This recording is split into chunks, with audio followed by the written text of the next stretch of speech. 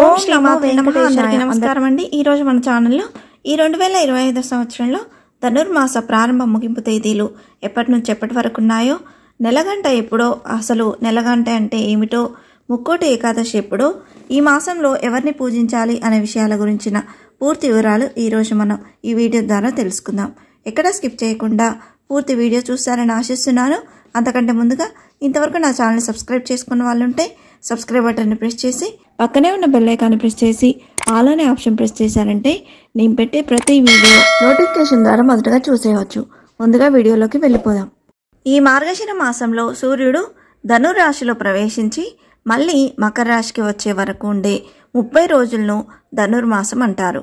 ఈ మాసం అంటే విష్ణుమూర్తికి ఎంతో ప్రీతి.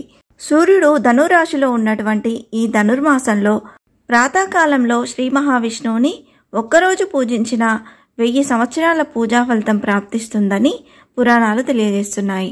సూర్యుడు ధనురాశిలో ప్రవేశించినప్పటి నుంచి భోగి పండుగ వరకున్న కాలం పరమ పవిత్రమైన నెలగంట అంటారు.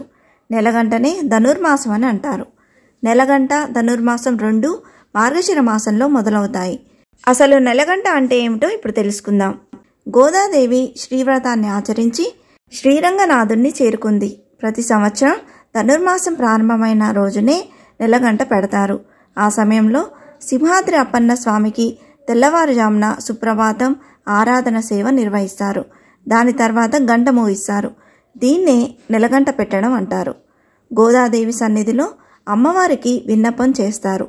తర్వాత నెలగంట పెట్టినట్టు పూజారులు భక్తులకు ప్రకటిస్తారు. ఈ నెలగంట మోగింది మొదలు పెద్ద పండగైన సంక్రాంతి వరకు ఈ సంబరాలనేవి కొనసాగుతాయి. నెలగంట పట్టిన అన్ని రోజులు శుభకార్యాలాంటివి నిర్వహించకూడదు. ధనుర్మాసం మొత్తం భగవంతుని ఆరాధనకు మాత్రమే అనుకూల సమయం.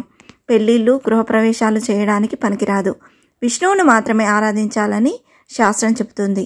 ఈ 2025 సంవత్సరంలో ధనుర్మాస ప్రారంభ ముగింపు తేదీలు ఎప్పటి నుంచి ఎప్పటి వరకు ఇప్పుడు తెలుసుకుందాం.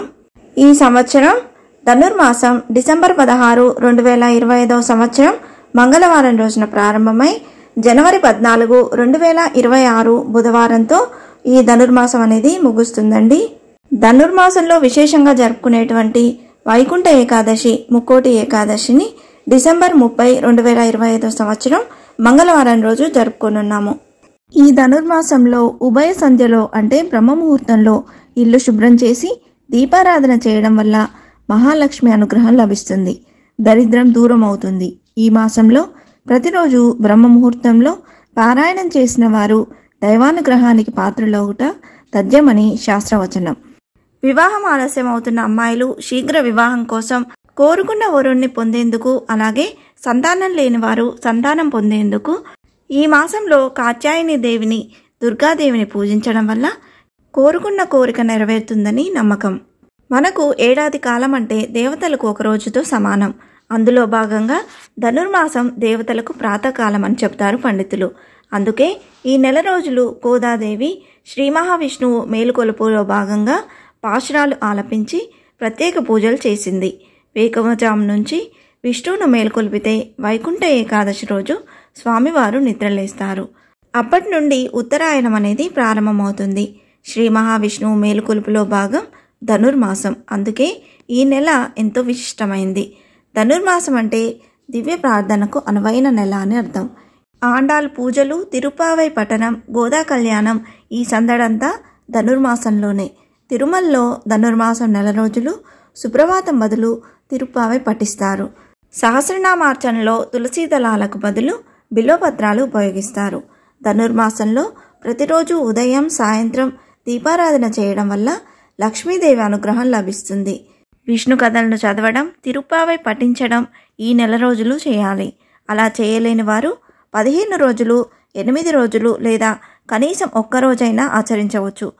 ఈ నెల రోజులు విష్ణువును పూజించి చక్కెర పొంగలి, పులగం, దద్దోజనాలను నైవేద్యంగా నివేదించాలి. అలాగే అగ్నిపురాణం ప్రకారం ధనుర్మాసంలో విష్ణు సంబంధ ఆలయానికి వెళ్ళినప్పుడు ఆలయానికి ఏదైనా దానం ఇవ్వాలి.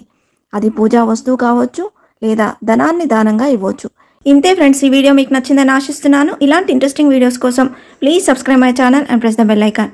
అలాగే లైక్ చేయండి, షేర్ చేయండి. మీకు ఏమైనా సందేహం ఉంటే నా కమెంట్ బాక్స్లో పోస్ట్ చేయండి. మరొక మంచి వీడియోతో మేము ముందుకు వస్తాను. అంతవరకు సెలవు. సర్వేజన సుఖినో భవంతు. స్వస్తి.